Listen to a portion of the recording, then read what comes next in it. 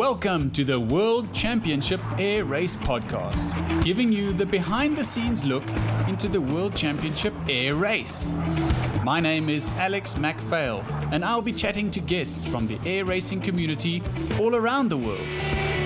Make sure to subscribe on your podcast platform to keep up to date with our latest releases. Now fasten your seatbelts, prepare for takeoff, and let's get airborne.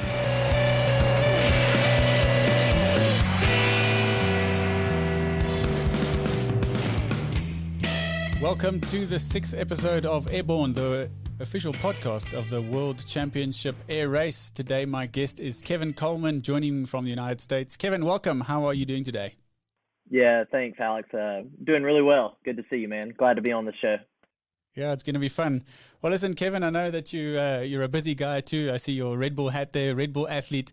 Tell me a bit about what's going on right now as it regards to flying. And the couple of guys I've interviewed recently, they've either just come out of an airplane or after the interview went into an airplane. Are you about to do that? Yeah, just busy here in the United States. The air show season's back going, so flying air shows full time already. I've already completed a few of those, and as soon as it's over, I'm going back to California. That's where the race plane is right now with my team, and we've got about a week, a little more of more testing. So just trying to make the race plane faster and be ready for the 2022 season. Oh, looking forward to it too. And tell me, the airshow circuit, you say back up and running again. Is it back up to its full strength? I mean, what are the crowds like at the moment? Airshows were typically a place where masses of people gather together. What is it like flying airshows at the moment? Yeah, right now it's been kind of different. I just did a drive-in one, so it ended up being kind of like a drive-in movie theater type theme, and it was completely sold out. So everything that we're doing right now in the United States, airshow wise, everything is at max capacity or more than what it normally would be. So I think people are excited to be out of their homes and back enjoying a weekend with their families outside. So it's cranking along pretty good right now. So it's exciting times for us. Oh, that's great to hear. We still sit with the sort of public gathering restrictions, but it's great to hear that places are opening up and people are getting excited. And of course, summer's coming and people like to be outdoors, and so that's wonderful to hear. So, Kevin, let's just peel back the time a little bit and go back to a time in your life where formative years, where it all began for you as a starry-eyed 15, 16, 17-year-old, that kind of time in your life. Where did flying bug kick in for you? Yeah, so I grew up in an aviation family. My dad flew air shows from before I was born until I was about 6 years old. So my very first air show, I was 6 weeks old. So I just grew up around aerobatics and flying, and ever since I was 3 years old, all I've wanted to do was be an air show pilot, be an aerobatic pilot. So I started taking aerobatic lessons from a guy named Marion Cole, who was a very famous aviator here in the United States, when I was 10 years old in our decathlon.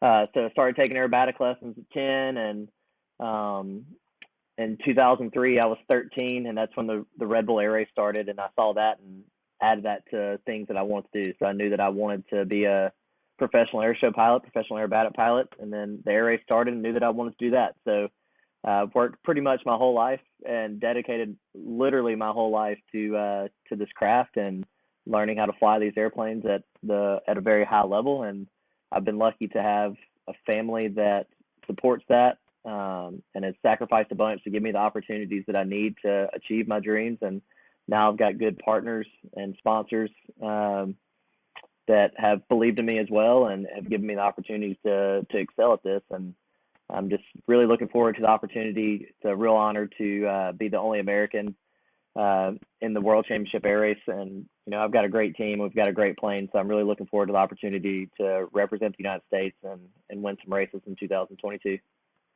Yeah, that is very exciting. I want to get all into the sort of the World Championship Air Race as it's going to unfold for 2022. We'll get to that in a moment. But just something you said there reminded me of a couple of years ago. So 6 weeks old to go to your first air show. Wow, that's impressive from both your parents' side and your side. I remember taking my son, I think he was about 3 or 4, to his first air show as well. But it was a military air show, and the Gripen, and we had some Mirages flying over at the time. And that first pass, they like to come low and fast and noisy, and he just burst into tears. It was just all too much. And I can remember taking cover indoors just to try and shelter him from this stressful environment. But I suppose at 6 weeks old, you're born on Jet A1 or Avgas. That's the kind of the day-to-day existence for you. And starting to fly at 10 years, aerobatics, that's nice. And was your father involved in training you with the aerobatics as well? No, so my dad pretty much just handed me over to Marion Cole, like I said, and who was a very famous aerobatic pilot, very famous airshow pilot here. And Marion was a family friend who taught my dad how to fly aerobatics. So he was around my whole life. And then obviously I was flying aerobatics as a smaller child, just like in the backseat of the decathlon. They let me roll and loop it or whatever, and just have a good time. But really started training and focusing on it when I was 10 years old, and really trying to learn the craft and learn as much as I could. So for me, I've never had a plan B. It's only been a plan A, and so far plan A's worked out pretty well. So hopefully that'll continue on, and we'll be successful and continue to be successful. Oh, that's great. Now I know it's not a common experience, but you share that with Patrick Davidson as well, also a Red Bull athlete, also in the World Champs Air Race, and to be able to fly aerobatics at 10 years old, that is an amazing thing. It's a privilege. But did you know any other people, any young kids that were not only just flying but doing aerobatics at the time? No, not really. I grew up in a small town. The town that I grew up in and still live in today is about 1,500 people.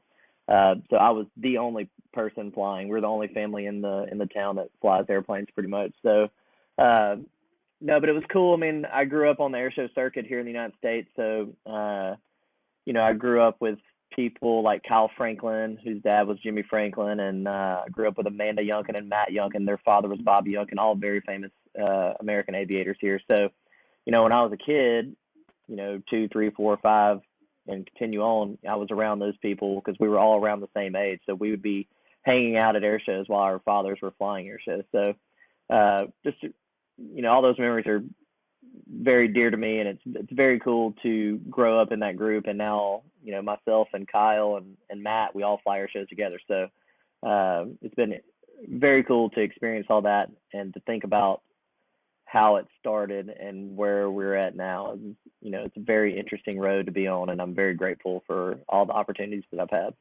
Yeah, it sounds amazing. And I think, as with anyone who grows up in some circumstance which maybe the world would deem to be, wow, that's quite privileged, or that's different, or, you're the child of a pop singer and you travel the world a lot, or anything, those kind of professions, it was just life for you. That's just what you did. You went to air shows and you learned to fly and you flew aerobatics, and then you started flying air shows. So tell me then, there's time when you started really enjoying it and excelling and putting more effort into aerobatics, etc. Did you know that you could make a career? Like, tell me about the process of becoming a career airshow pilot. Is that someone you do, or do you work for Microsoft in the day and fly in the evenings and weekends? No, so, I took it very seriously from the very first real aerobatic lesson when I was 10. So, like I said, I didn't have a plan B. I just had a plan A even then. So, started getting lessons. And then when I was 16, I soloed on my 16th birthday, which is the youngest you can do it here in the United States. Immediately started getting coaching aerobatics from the ground from a guy named Bill Stein, who's a airshow aerobatic pilot here in the United States. Got my pilot's license on my 17th birthday, which is the youngest you could do it. I moved to California both of those summers. My parents let me move 1,500 miles away to go fly aerobatics every day. The weather's always good in California.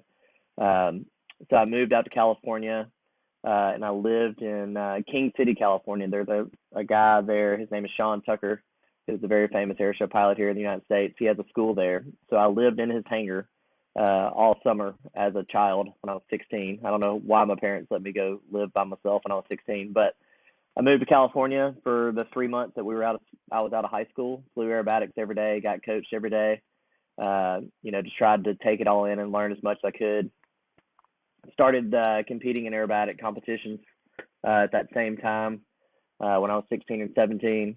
And then I got my commercial license on my 18th birthday, which is the youngest I could do it, and started flying air shows right after that. So,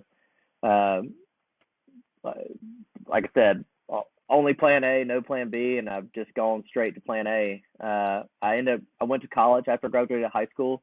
I went to Louisiana Tech University. I have a degree from there in business and aviation management. And while I was in college, I was still flying air shows full time. So, yeah, man, this is my passion. This is what I want to do. This is the only thing I think about. And, like I said, I've been lucky and blessed to have the opportunities that I've had. And living the dream, man. Well, there we share something in common too. I've also got the aviation management degree, which was, a nice thing to just bolt on the passion of aviation.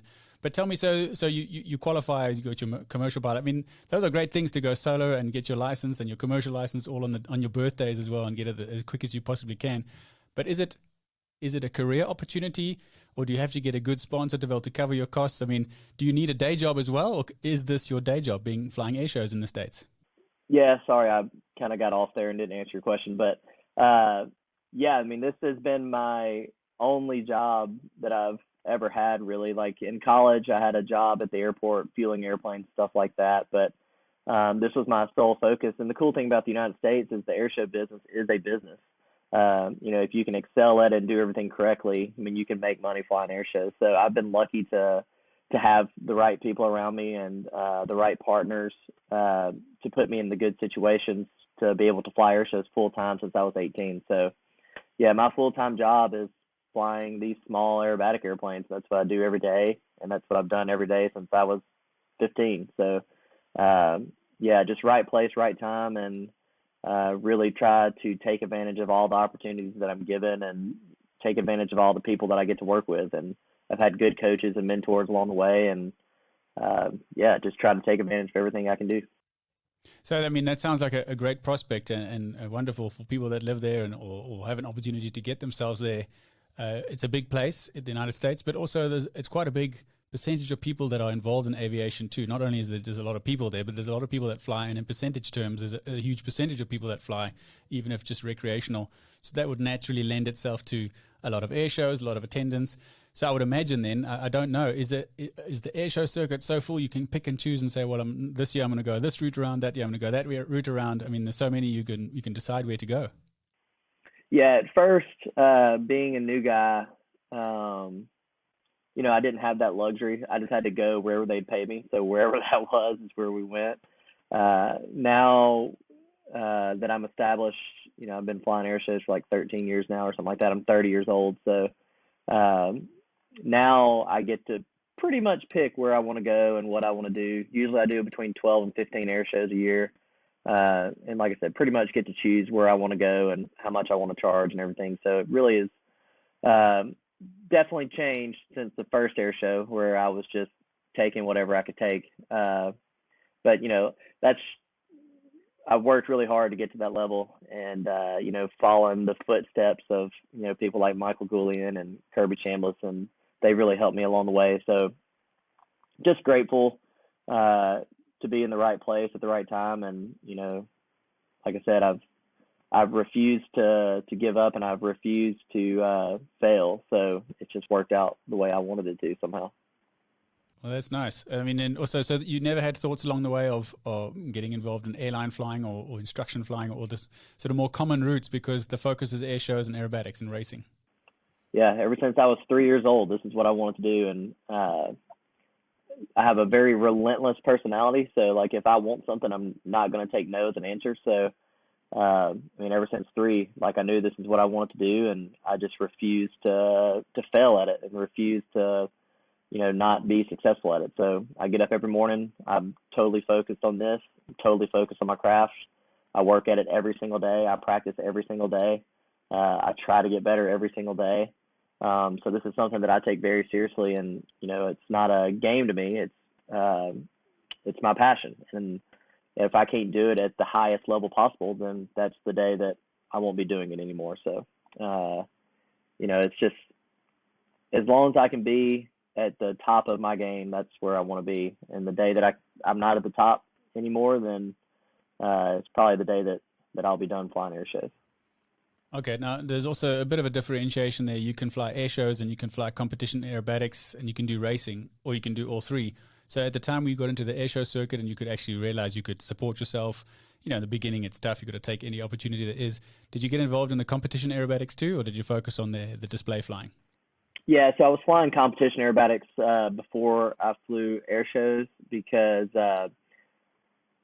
we made the decision when I was probably like 14 or something. Obviously, I wanted to be flying air shows, but we made the decision that competition aerobatics was the way to start, just to increase your discipline and, learn how to fly super precise. And I was able to do that before. In the United States, you can't fly an air show until you have a commercial license. I couldn't do that until I was 18. So those years where I was 16 and 17, when I was 16, I got a special waiver because I didn't technically have a pilot's license. I had a student pilot's license. So I had to get a special waiver to compete in aerobatics. And then when I was 17, I competed full time. And then when I turned 18, started flying air shows and still flying competition aerobatics. So from 18 to until I was 24, I was doing 12 to 15 air shows a year and 3 to 5 competition aerobatics a year. Okay, well, it's quite a busy schedule. And then at the time when you were combining the two, like, what was the enjoyment factor for you in terms of competing really well, doing a nice disciplined competition, executing nicely, winning tournaments, or being sort of building up your status on the airshow circuit? Where was your passion at that point when you were doing both at the same time? Yeah, I mean, I love it. I mean, every single day that I fly these airplanes, like I'm having a good time. I mean, it is work. It has been a full-time job for me for 12, 13 years now.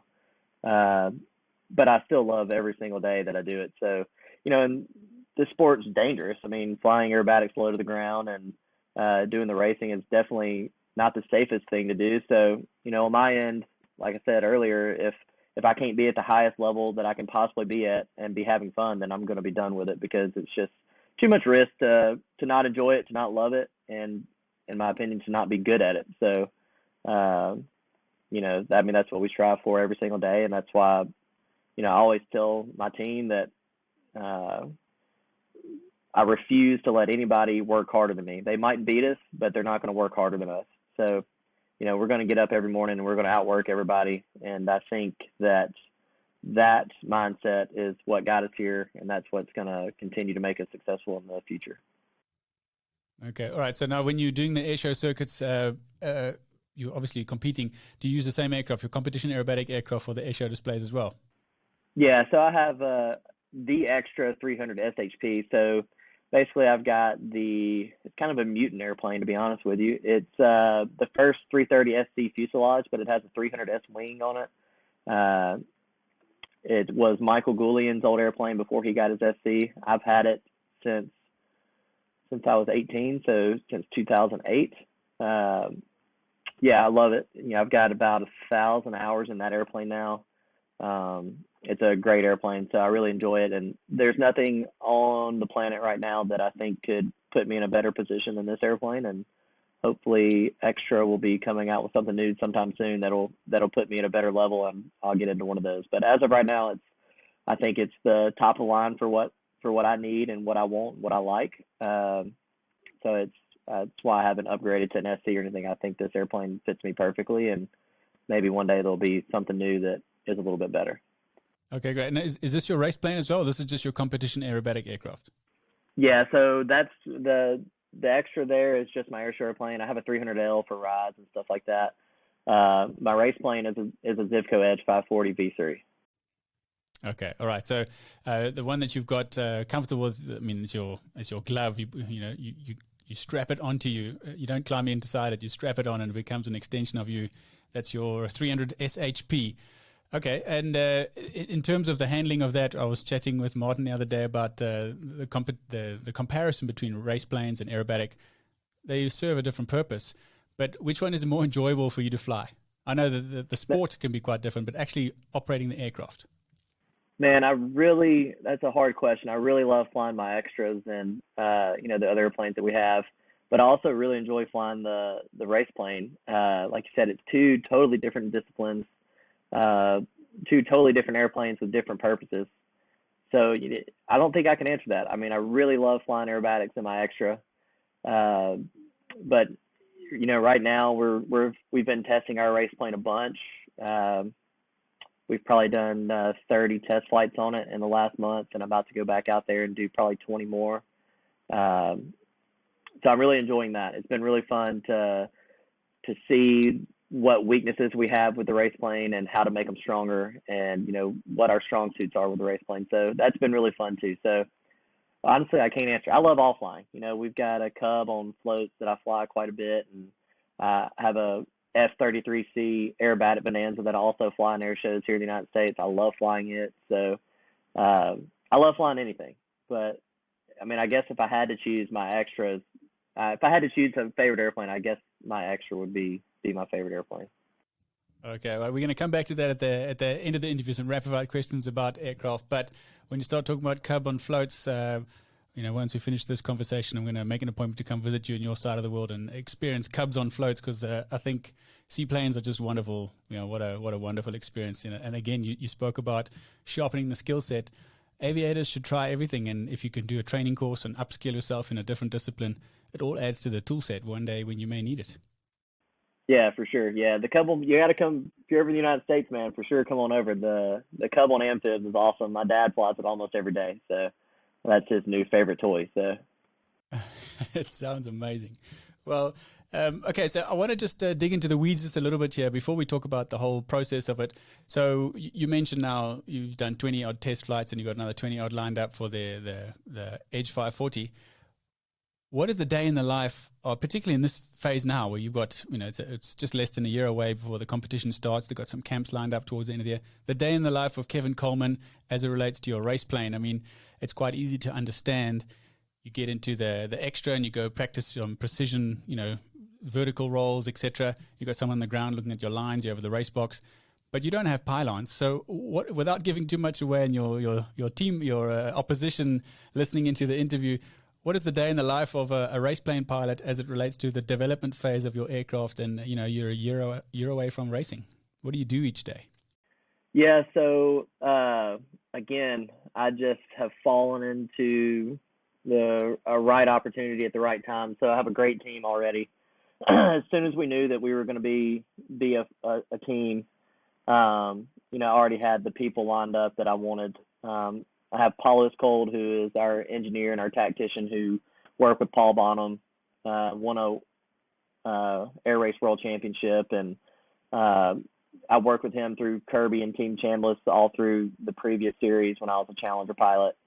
We really developed a good working relationship. We know how to communicate with each other, strategy and stuff like that. And I've just been lucky that Paulo has agreed to be on our team, which is really awesome. He'll never admit it to me, but I know that probably all the other teams have probably already called him trying to get him.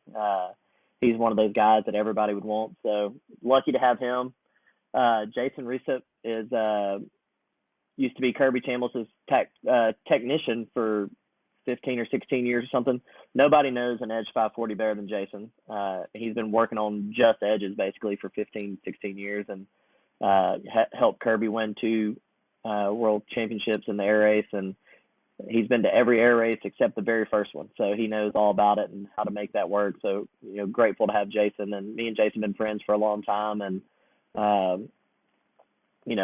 I'm thankful that he has decided to come on the team and keep the airplane at a high level. And then our new comms girl, our TM, her name is Cambry, and she came on the team and has really she's a real asset to the team as well, keeping us all in line and doing a good job with that. So, but yeah, day to day right now, just flying air shows full time. Race plane wise, the race plane's in California, living with Paulo at his hangar. We're constantly trying to come up with new ideas, come up with new mods. Paulo is an interesting guy. He's super smart. He definitely knows how to make an airplane go fast. So, the first week with the plane, we did a bunch of test flights. Don't want to go into too much detail, but we figured out, like I said, where our weaknesses were and what our strengths were. And Paulo was able to take those weaknesses and hopefully make them stronger. And that's what we're about to find out this week. And just trying to make the airplane just a little bit better. The race is going to be so close and these guys are so good. All the rest of the teams are so good. If we can, make up 100th of a second here and there, that's what's going to be the difference. And that's what we're working on right now. We're stacking pennies trying to, to get everything out of the airplane that we can possibly get and have it to be as perfect as possible. And, like I said earlier, I've told these guys, I've told my team, if we can't be competitive at the first race, then we might as well not even show up. So, we're not here to have a good time and make friends. We're here to win races and win championships. And that's what we're working for. And we're out working harder than everybody else. That's what we like to say. And we're after it, man. We have one goal, and that's to win a championship in the first year. And anything less than that will be disappointing. Okay, well, you shared some nice details about your team there. I just want to zoom in just a bit longer on the aircraft. And if you look at Formula One or any racing, it's quite easy to see how they would prepare. They have their own racetracks normally at their facilities, or certainly wind tunnels and simulators and things. Not so easy for an air race pilot to set up a bunch of pylons and go racing around. So how would you measure whether you're improving? I mean, you can see the performance outflow of the engine deliverable, the kilowatts, etc. You can see the weight of the aircraft, you could see the fuel burn and those kind of things. But practically in the air, what kind of things can you look for? Again, I don't want you to give away. I mean, we don't want to share this with I can't other go teams, into too much detail. Paulo will get mad at me. We have tools that we've developed over the last couple of years because we never quit working. Me and Paulo have been coming up with ideas and developing stuff, since really 2018, 2017, and we never stopped. We knew that this was going to be a real possibility, that we were going to have an opportunity again, and we didn't want to fall behind. So we've developed tools that are very good. They're very precise on and off the airplane, and we've got great assets and a great team to do it. So I can't. I'd love to go into more detail, but just the only thing I can say is we have really good tools, and I think that we're ahead of the game on some of the stuff. So super excited about it, and really, really excited with where our team is right now and where the plane is and where we're going with it. Okay, well, that's great, Kevin. And I just want to talk a little bit more about racing as it relates to being in the United States and your background to competition aerobatics, air shows, now racing. So because you're an American-based athlete, racer, do you get invited to be like a part of the Reno air races or these kind of other events which aren't really your discipline? However, because you've got this global audience, as it were, you come in as a bit of a celebrity, or is this something you stay away from? Yeah, I guess the answer to that is yes and no. I get invited to fly stuff all the time. I'm kind of superstitious. Usually I pretty much stay in my discipline and in the airplanes that I know. I don't really venture out and fly other stuff. I've had opportunities given to me to go fly Warbird stuff here in the States, learn in T6s and then fly Mustangs and Corsairs or whatnot. But I tend to stay in my discipline and stay focused on what I'm doing. So I've never really taken any opportunities to go do that stuff. I've had them. I just feel like for me to be at the highest level that I want to be at and to be competitive at what I want to be competitive at, I need to be solely focused on that and not being spread out over multiple disciplines and multiple different types of airplanes. So I pretty much stick with what I know and, with what I've got going on now. And maybe in the future, when I'm done with everything that I'm doing right now, maybe I'll go take some of those opportunities and, try some new stuff. But for right now, pretty much just stick with what we got going on now and just trying to make that as good as possible. Oh, that's great. Well, so, I mean, it makes a lot of sense. Focus where you're at. My question is really related to, does your aircraft, does the Edge come in and race as like a bit of a show opener for them rather than you jumping into a Warbird and competing as a competitor in the race? Do you come and do like a demonstration at any racing events with your aircraft? I will be this year just because of my sponsor, Red Bull, and what they've got going on in the United States and everything opening back up. And, we'll be definitely doing some stuff that hasn't been announced yet, but around other racing disciplines we'll be a part of and be doing displays with the extra and stuff like that. It'd be very fun to, because of Red Bull, to be in, other disciplines of racing and see how those guys operate. So I'm very excited about that.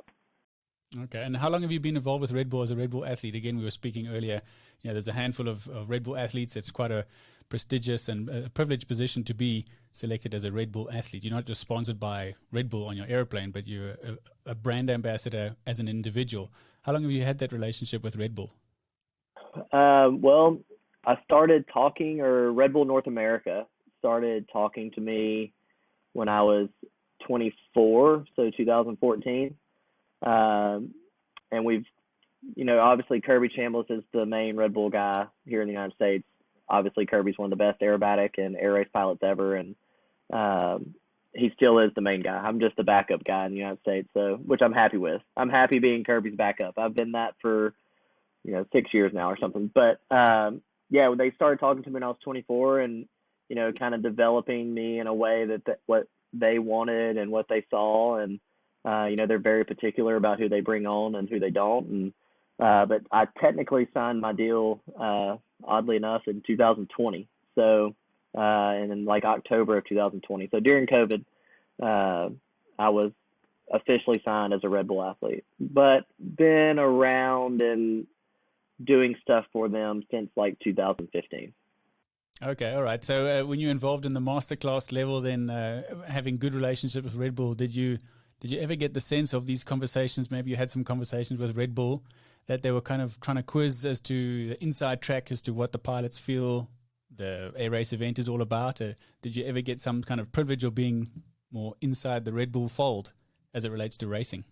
No, not really. Again, Kirby's the main guy here in the United States, so he was the one with all those kind of conversations, and like I said, I'm pretty much just Kirby's backup guy, so which I'm totally good with, and yeah, so I try not to get into any of the politics with the air race or air show stuff. I kind of just do my thing and focus on what I'm doing, and I'll leave that to other people. So usually I try to stay out of any conversation like that.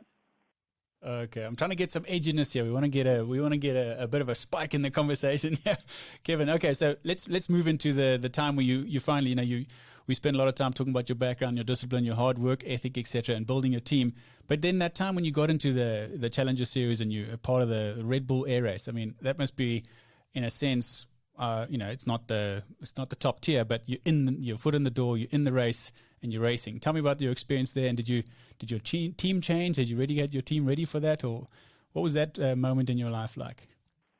Yeah, so I started getting invited to do aerobatic training camps with Red Bull Air Race in 2014. So I was going back and forth from United States to Europe to do aerobatic training camps with no certainty that I was going to ever get invited to be a part of the air race. Like, they would just bring me over and I would get coached by their coaches and fly aerobatics, and it was a great time. And I did that a few times, and then at the end of 2015, I got invited to the qualifying camp in Spain. And yeah, I mean, it's interesting how it works, because you show up to the qualifying camp, and I think there was like 7 other people that were invited at the same time I was, and you do the whole training camp and learn how to fly through the gates, and there's no guarantee at the end of that you're going to get selected or invited, or any of us would get selected or invited to come be a part of the race. And I was lucky to, at the end of that camp, to be invited. So we show up in Abu Dhabi in 2016, and I was the first American since Michael Goulian. He was the previous American before me, and he'd been there since 2006. So I was kind of I don't want to say I was like the outlier, but I kind of was, because I wasn't a part of the European aerobatic crowd. All those people that were at the camp all knew each other. They had no idea who I was. They're like, who's this redneck from the United States? And it kind of went from there. And when I got to Abu Dhabi, most people, I was the youngest ever. I was 25, so I was the youngest one there. I was the most unknown. Everybody was saying I was the least experienced, but I guess what everybody didn't know is I had 2,000 hours in an extra at that time. We were flying extras at that time. I was used to flying low to the ground, because that's what I do as my job, flying air shows. So we show up in Abu Dhabi, and I think kind of everybody thought that we were just going to get our ass kicked, and I won the first practice. And I think that's when people started paying attention a little bit more. And, I was in the top 2 pretty much the whole week in Abu Dhabi at my first race, and ended up finishing second in the race, and should have won. Daniel Rifa beat me, which ended up being a trend for the rest of my career. And then, I think it really was, I felt like the impression was, it was almost like I felt like people didn't think I deserved to be there for some reason. just because they didn't know me. They didn't know how hard I'd worked. Because, like I said, I was kind of I wasn't part of the European Aerobatic Club, right? I was some kid from America that showed up, and I wanted so bad to win that first race just to prove a point. And so I was super disappointed with finishing second in my first race. And, you know, it's funny how it worked out. The second race, I got second. And then the third race, I got second. And the fourth race, I got second. And I started thinking, I can't win one of these. Like, I can't beat these guys. You know, the only people that were beating me were Daniel Rifa and Florian Berger, who are the two best Challenger pilots ever in the Red Bull Air Race. You know, those guys have more wins than anybody, and, you know, they're the best ever. And on the fifth race in Ascot, I was able to win. So that's kind of what put me over the hump. And I think, you know, by the middle of that season, I started getting a little bit of respect from some of the other competitors, and knowing that I was there to compete, and, you know, I wasn't just a fluke or whatever. So I started feeling more accepted after I started having more success there. And I think people started getting to know me and what I've done to be in that arena and to be at that level. So it was interesting, man. It was an interesting experience, honestly. And, you know, now those guys that were kind of standoffish at first are some of my great friends, and I look forward to continuing to compete against them in 2022. Get the hammer down and carry on. Well, that reminds me of your story. Sounds a lot like Lewis Hamilton. You know, he had that run of sort of podium, and going with the fourth or the fifth race, he got a win, and look at him now. You know, there's no turning back. So, you know, Kevin, maybe you've started a similar journey, and we'll look back in 10 years' time when you've got 6 championships under your belt, and that'll be amazing too. But I just want to go backtrack a little bit where you talked about the aerobatic camp. So you get involved in a couple of aerobatic camps, and yeah, it's easy to see across the pond. There's a lot of Europeans that are involved in racing and aerobatics and airshow circuits, etc. So it is easy for them to pop across from France, get involved in a camp. That's, you know, all great. But for you, these aerobatic training camps, is that solely geared towards grooming towards racing, or is it a separate thing that then they selected out of for racing too? And not the qualifying camps, but the sort of training camps before. Yeah, so it was interesting. So, like, when I got involved, you know, it was more trying to get aerobatic pilots, the aerobatic pilots that were high level, and then move them to the air gates. It's kind of changed a little bit now. You know, there's other people coming in, military guys and stuff like that. But kind of when I started, it was, you know, mainly geared towards competition aerobatic guys. So to go back, in 2014, I was flying an air show in Dallas. I was 24. And a guy named Sergio showed up, who was part of the Red Bull Air Race, and introduced himself to me and said, hey, you know, we'd really like to talk to you about, you know, you and being a part of Red Bull Air Race. And kind of talked to him and didn't really hear anything from him. And then all of a sudden I get a call like, hey, can you come to Europe, come to Hungary to do an aerobatic camp? And I was like, of course. I didn't have a passport because I'd never been out of the country before. So I had to scramble and get a passport. And yeah, I went over and did that first camp, and it was really weird how it worked. I did a week of aerobatic flying and with coaching. Is this now the discipline of competition aerobatic flying, or what kind of aerobatic flying are you doing? Yeah, exactly. Sorry. Yeah, competition aerobatics. Yeah, unlimited competition aerobatics. And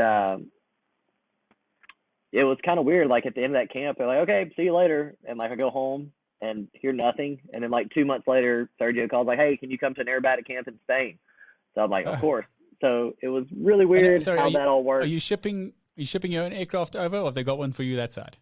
No, Red Bull had an Edge 540 that I was flying.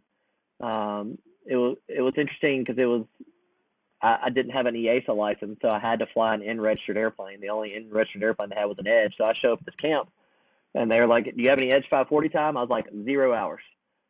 Fly extras. And they're like, well, you got to go fly that Edge. So that was the first time I flew the Edge. And, yeah, really thought it was a great airplane and excelled in it. And, yeah. So not only have I never flown it, but now they want you to go fly unlimited level competition aerobatics in it. So it was quite the experience. It was really interesting. And, you know, getting to know Melanie Asselis was at that first camp. So that was the first time I met Melanie and a few other people. So it was interesting how all that worked. And, you know, by like the third aerobatic camp, I you started to realize the people that had already gotten weeded out and the people that were at the other ones that are, still with you, and the people that are gone. And then, so it was interesting to see now looking back at it. I didn't understand it then what they were doing, but it was definitely just weeding out who was capable and who wasn't capable to eventually get an invite to a pylon camp. Okay, so the way you explain it now, so was the group getting thinner and thinner? It wasn't that people were progressing out, but people were getting booted out and you were getting tighter and tighter. It was a progression of camps. Exactly, okay. Yep. So how many people started that first one and then 2 months later? So you started in Hungary, then you went to Spain. How many, roughly? I mean, I think there was probably like 6 or 7 at the first one, and the last competition aerobatic training camp, there was 3 or 4 of us. And then out of that 3 or 4, myself and Melanie were the only 2 that went to the qualification camp for air race at the end of 2015. Okay, and then so now you're at the qualification, and now there's pylons, and now you're doing racing. So you're moving away from the discipline of competition aerobatic. Maybe just share a bit about your thoughts, or what was that experience like? I mean, now presumably this is the first time you're racing around pylons, or had you done some pylon racing? Yeah, no, it was the first time. We, the Red Bull Air Race with Steve Jones and Klaus and Sergey Rachmanin. I'm trying to think who I'm leaving out. The training discipline and to get your license to fly in the air race. They have the whole training regimen is super, super good. You start out, you just fly through a single gate, and basically they continue to add gates to you until you're eventually flying a full track, if you're capable of flying a full track. So yeah, I mean, it was awesome. The first time I went through a gate, you watch it on TV and you see these guys like Kirby and Michael and Martin and Paul and Nigel and all these guys that are super good at it, and you see them like, I can do that. Like I can do that. It doesn't look that hard. And man, the first time you line up on a gate just to fly straight through, you look at it, you're like, there's no way this airplane's about to fit through there. And I still get that feeling when you get over a track and you look down at it, like, there's no way we're going to get through this track. And then, you end up doing it. So, I definitely gained a whole lot of respect for everybody that had previously done it, been in the air race and flown through these gates. And you instantly gain a lot of respect for those guys and how good these people are. I mean, if you're Paul Bonham, who's, probably arguably the best ever, and then you're somebody that, never won a race or whatever, never had that much success at it, you're still very, very good to be able to fly through these gates and fly through these tracks. That's one thing that I tell people all the time is, if you're last or first in the air race, I mean, the person that's last is still a very good pilot, still very, very talented to just be able to fly through these tracks. It's very difficult. So, yeah, it was definitely an eye-opening experience to see exactly how hard it was. It reminds me of a time when I was a flying instructor in the Air Force. We flew the trainer aircraft, and typically the trainer aircraft is high performance compared to a civilian trainer. It's more powerful, big turbine engine, etc. But it's a trainer aircraft. And then, when you're a flying instructor at the school, you have to train other instructors, people coming from the fast jet line. And, the guy jumps in, he hasn't flown this airplane in like 10 years, and he jumps in and this needle doesn't move. He's just rock solid, keeping the altitude, speed heading, all that is just perfect. And then you recognize, well, transiting at 180 knots is nothing for this guy. He's used to 600 knots. Same kind of thing that you've been through a couple of these gates. So going back to the gates in the training camp, are the gates the same width, or do they start the gates even wider there too? No, when you go in the gates, they're the exact same width and the exact same height as a race would be. So they don't handicap you at all. So, it's interesting because a lot of people that were at that camp got weeded out, and some people can do it and some people can't. And it's interesting too that some of the guys that are some of the best aerobatic guys and girls, some of the best guys and girls that are the greatest competition aerobatic pilots on the planet, some of those people doesn't necessarily translate to being good race pilots in the gates. So it's a very interesting discipline, and it takes a lot of focus. And like I said, I have respect for everybody in the field, just because I know how difficult it is just to get through a track, not to be good and to go fast is a totally different thing. But I mean, you have to be super talented just to get through these tracks. It's a very difficult sport to do. Sure. Now, I just want to hover on the gates a bit longer. So that first time you're in the gates, from your experience, what is it that, that gets you perhaps it adds your anxiety level such that somebody gets weeded out? Do they typically not get low enough? They get too low? They hit too many gates? They not wings level? What is the bit that's kind of frustrating or almost limiting you where you tense up and don't fly nicely? Yeah, I didn't have any anxiety or anything. I've been flying air shows down, 15, 20 feet off the ground for years. So I really didn't have any anxiety. I just lined up and did it kind of thing. And it just, I don't want to say it came naturally. I mean, obviously I'd focused on it a long time before I even got to that camp and started asking Kirby for advice and started asking Michael for advice. So I was pretty prepared. Once I got to the qualification camp and the gates, I already knew about what it was going to be like, and Michael and Kirby told me what to expect and what to look for and all that kind of stuff. And, so I've been thinking about it for a long time before I got there. I would say, I can't speak for other people, but I would say witnessing it from the ground, probably the issue that most people had is they'd never flown, below 100 meters or whatever. Most competition aerobatics are at 100 meters, and some of these guys have never done, surface level flying. And, I was really comfortable down there because that's where I'm at every day. And I think that was one advantage that I had over the other people in my qualification camp was I was used to being at the ground. Like that wasn't a new thing for me. And I could see that people were probably stressing out a little bit about it because it is weird to be flying low next to the ground and avoiding these obstacles, basically. But like I said, for me, I was super prepared for it. I had hours and hours and hours of conversations with Kirby and Michael before I went to make sure that I was going to be prepared and ready to fly through them when I got there. Well, look, I mean, joining the Red Bull Air Race series at 25 years old, it's quite easy to look from a distance and say, well, the youngest guy, he's come in and how could he stand a chance, etc. But let's look at it from the other side and say 15 years of aerobatic flying, 2,000 hours on the similar aircraft type. In some ways, your CV, if you just edited your age and said, this is the experience, and you plugged it into a 35 or 40-year-old, people would say, well, great CV. Let's give him a go because I think he's got what it takes, Maybe it's a roadmap for how somebody would want to create a race pilot is to say, start them at 10, build an aerobatics early, and get lots of hours on this aircraft type and fly low to the ground.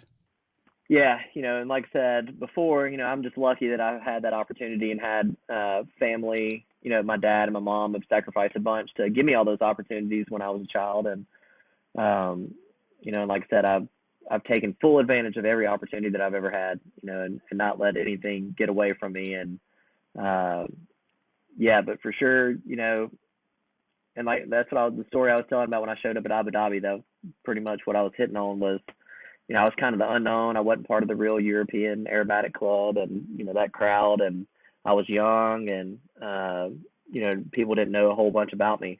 And, but, that's where we like to be. And I hope that's what everybody right now is thinking is, I'm the least experienced. I'm the youngest in the AeroGP1 class. And, I want people to doubt me. That's exactly where we want them to be. And I hope everybody, all the competitors are doubting me and my team right now. That's exactly the position we want to be in. So. Oh, that's wonderful. Let's just spend a moment there. So AeroGP1, well done, Kevin. I mean, this is great, stepping up to the level where you want it to be, and this is where you can make a difference. Is your team the same? Is it grown? Is it what have you changed from Challenger to AeroGP1? Yeah, pretty much the same. I mean, obviously, we have our own plane now, which is a great V3 and a V3 that I've flown a good bit over the last, since 2016. I've done a bunch of testing with it and I've flown this airplane a bunch. It's Kirby Chambliss's old plane. So, I know this plane in and out. I've helped assemble and disassemble it. And I've done a bunch of test flying with new mods and Paulo over the last few years. And so I'm lucky, man. We knew that we were probably going to have this opportunity again to work together and to have a race team. And like I said, even when the Red Bull Air Race quit, we continued to work and develop stuff. And we knew that I took a financial gamble and a lot of gambles betting on ourselves and betting on this opportunity coming to be at some point. And we haven't stopped. When the World Championship Air Race organization started talking to us last year, 2 years ago, however long ago it's been, I don't even know now. I knew that we might have the opportunity. There was no for sure thing that we were going to be an AeroGP1. Obviously, it wasn't a for sure thing, but I'd already talked to Paulo and talked to Jason, like, hey, if Kirby's not in this, like, I want you guys to be on my team, and I won't, I'm not going to do it without you guys. Like, we've developed this relationship, us three together, and we know what each other needs, and y'all know what I need as a pilot. I know what you guys need, and I'll give you everything that I can if you give me everything that you can. And I'm not doing it without you guys. So if your guys not doing it, I'm not doing it. I'll tell WCAR that I can't do it. So those guys agreed to do it, and here we are. We're, like I said earlier, really excited with where our team's at, where the plane's at. Right now, the biggest thing for us is just putting together more partnerships and trying to get the funding, get the airplane fully funded, which we're working on, and we're going to be close to. We should be good to go for the start in 2022. But couldn't be happier. Great team. Everybody's working hard. Everybody is focused on this. They're not focused on anything else. We all have the same goal, which is win a championship in the first year. Everybody's, straight ahead, eyes straight forward, and that's where we're going. We're all on the same page, and we all have the same goal, and we all refuse to lose. And that's kind of our motto going into this year is refuse to lose, and we're coming. Yeah, I think that, like I said, I hope people doubt us. Obviously, it's going to be really hard to beat some of these guys that have been doing it for a long time. It's going to be really hard to beat Martin and Yoshi and Pete and Matt and all these guys that have a bunch of experience and know how to do it. But right now we're working every day to try to catch up as much as we possibly can. And I think that I really believe that we're going to be in a really good spot come the first race. And I know the plane's going to be in a good spot. I know that Paulo and Jason are going to have everything ready for me, and Cambry's going to have everything ready for me. And as long as I don't screw it up, as long as I can do my job the way that I need to do it, I know that we'll be competitive, and that's what I'm looking forward to. Well, that's a great phrase, refuse to lose. Kevin, I want to just end up with a couple of rapid-fire questions for you. So at the end of race weekend, you've tasted this experience of airshow racing all around the world. At the end of the race weekend, all said and done, aircraft put to bed in the hangar, what is your go-to meal once the weekend is done? Man, I don't know if I really have a go-to meal. I guess it kind of depends on how the weekend goes. Really, I mean, I don't know if I had a go-to meal. Probably when I get home, like a good crawfish etouffee or a jambalaya, which is crawfish etouffee is kind of like a fettuccine pasta type stuff that is prevalent here in the southern part of the United States, especially where I live in Louisiana. That'd probably be my favorite thing. One thing about me and my team is, in the previous series as well, like even if we won the race, we were working on the next race the next day. So, we don't take any time off. So I usually don't take any time off. If we get first or last at the race on Sunday, Monday starts the next race and we're preparing for it. So we're one after another and don't let our focus get pointed anywhere other direction. Okay, all right. And then throughout your career, you've been flying a long time. Which aircraft stands out for you where it was surprisingly good? You look at it and you think, well, I'm not too sure about that aircraft. However, having flown it, it's one of those, a surprisingly good feel. Man, that's a difficult question. Man, I don't know. I'm trying to think. Normally it's like an ugly plane. Some beautiful planes look good and fly good. Some planes don't look so good and don't fly so good. But what didn't have a good feeling about it but surprised you? I flew an RV for the first time about 2 weeks ago with Paulo in California. He has an RV7. It's RV7. And I've never flown an RV, and I was pleasantly surprised with how great of an airplane that was. I'd never been in an RV before, and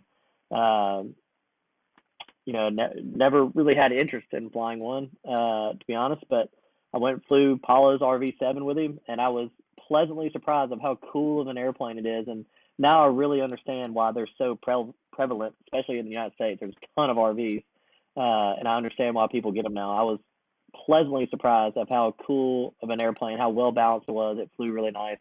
So I was pleasantly surprised with that. Yeah, that's a great answer. I've recently been flying an RV7 myself, and it's an amazing airplane. It really is. Again, not that I had anything against it, I just never experienced it, but having tasted it in the last 2 months, I can't get enough. It's amazing. Well, Kevin, it's been a pleasure talking with you. You've got as I said earlier, it's a roadmap of how you could build a race pilot with your experience and the pedigree and the opportunities in the United States to be able to be a competition aerobatic and an airshow pilot as a career. Thank you for sharing all the insights and all the best for 2022. Great. Keep well.